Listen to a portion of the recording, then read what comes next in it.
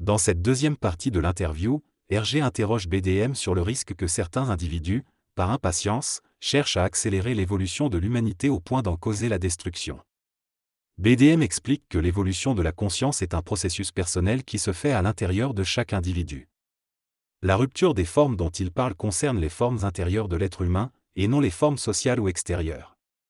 Lorsque la conscience se libère des formes, l'être humain devient conscient de manière créative. Cela aura des conséquences sur la pensée et la science, mais cela ne signifie pas une destruction des formes sociales existantes. Un être conscient ne réagit pas dans la forme sociale, mais s'y intègre et utilise ce qui est utile.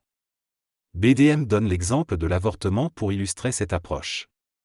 Alors qu'il respecte la forme sociale en tant que telle, s'il devait être confronté à cette situation dans sa propre famille, la décision serait prise par sa femme en accord avec sa propre conscience créative.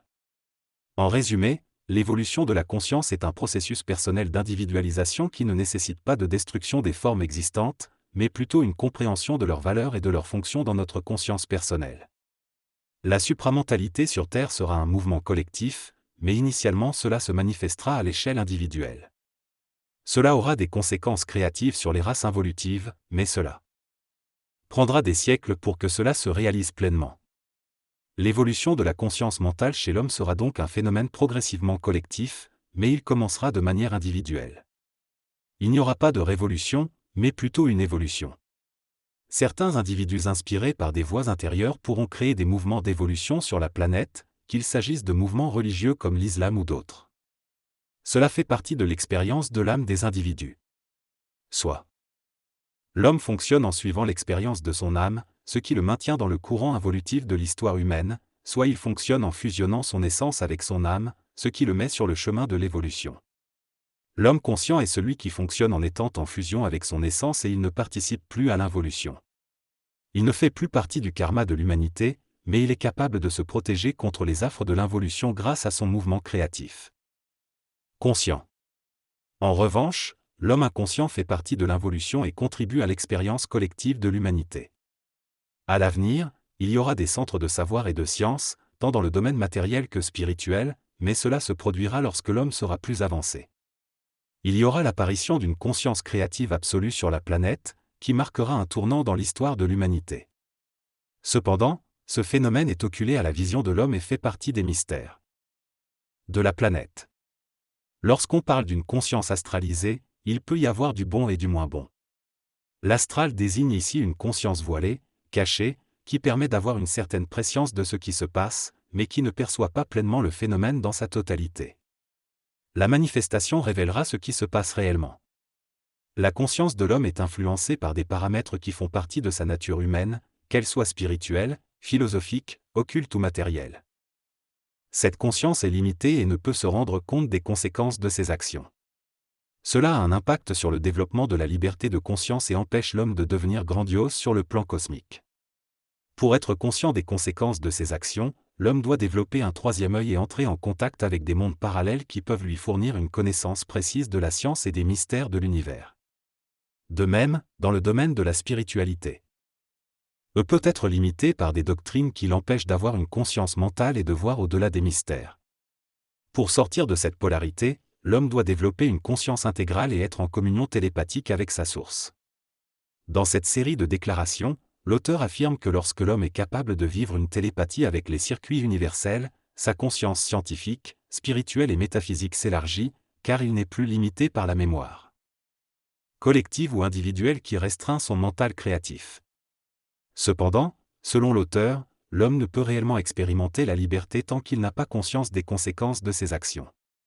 L'auteur soutient que la fusion de l'esprit, de l'âme et de l'ego permet à l'homme d'entrer dans une unité qui élimine le libre arbitre illusoire et le replace par une compréhension des lois de l'énergie à tous les niveaux de la réalité.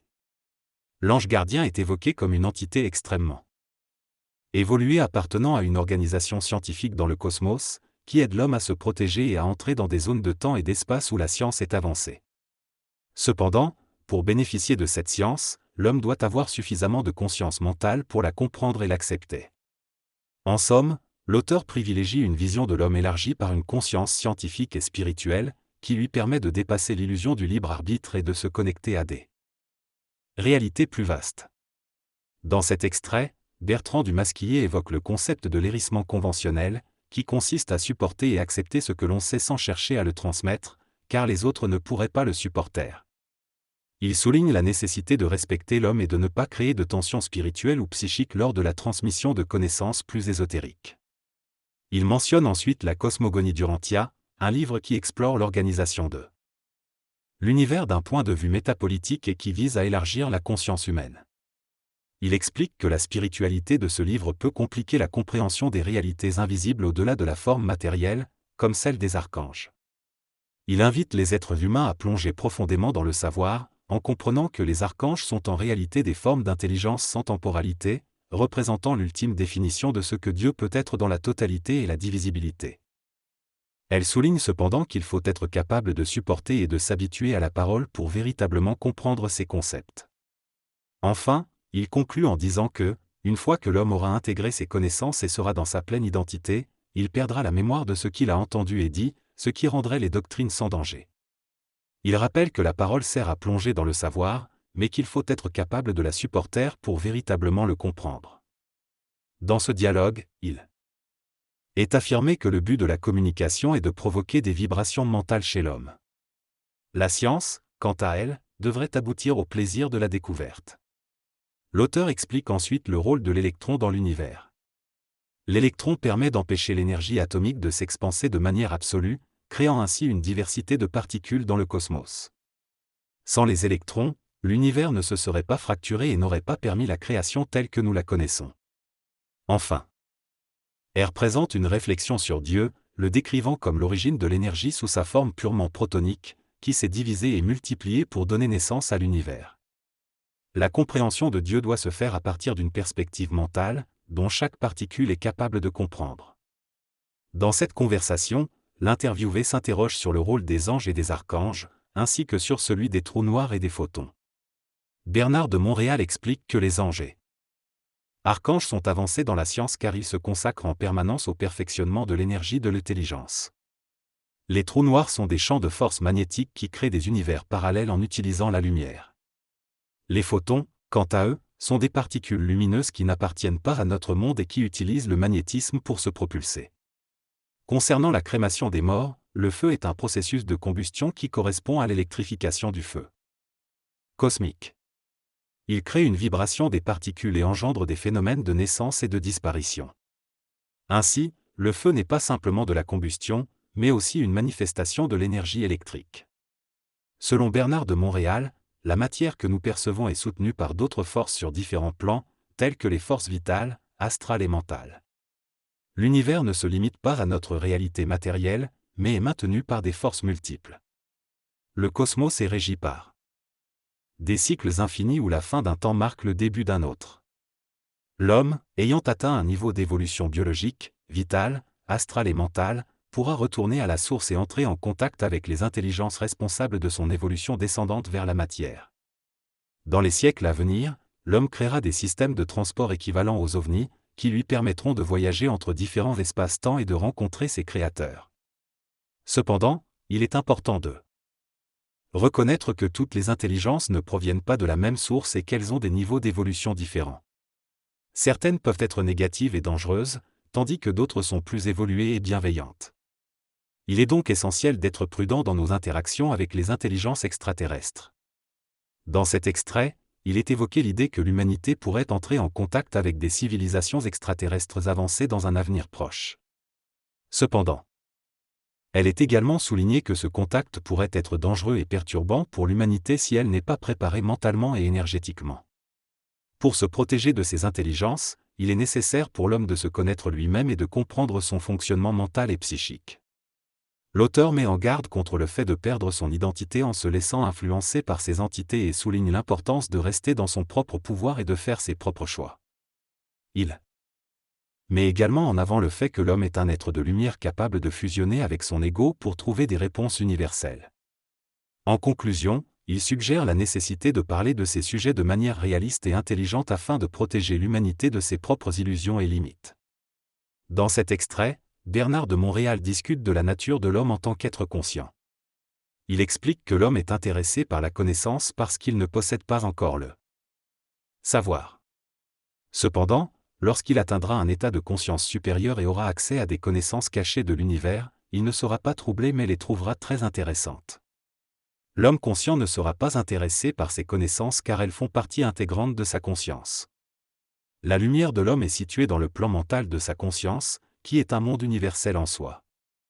Bernard de Montréal explique que nous avons du mal à comprendre les dimensions invisibles des plans psychiques qui constituent notre réalité car nous ne les utilisons pas.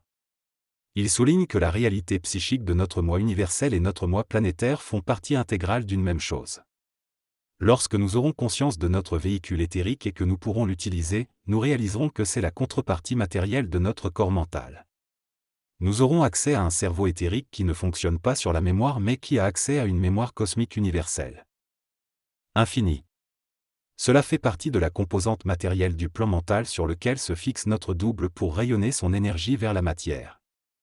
La lumière de l'homme est infinie, mais elle est proportionnelle à l'expérience cosmique de notre double.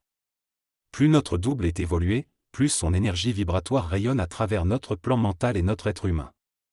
Ces êtres cosmiques ont la responsabilité de maintenir leur contact avec la matière et ne peuvent pas faire évoluer l'homme trop rapidement.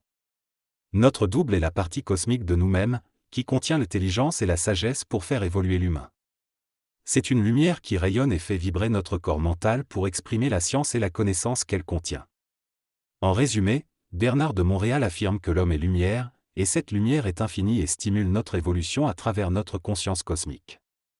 Chaque être humain a un double qui fait partie de la même lumière, mais qui peut avoir différents niveaux d'expérience et de conscience. La qualité du double se manifeste par une plus grande conscience de l'être humain incarné. Certains êtres, comme le Nazaréen, ont des doubles avec une grande expérience et un contact universel avec des intelligences avancées, ce qui leur confère une capacité créative exceptionnelle. Dans le monde occidental, nous avons tendance à diviser notre nature en une nature matérielle et une nature spirituelle, mais certaines religions, notamment orientales, reconnaissent l'unité cosmique de l'être humain. Cependant, cette conception peut être dangereuse car elle peut piéger l'homme dans une conscience involutive.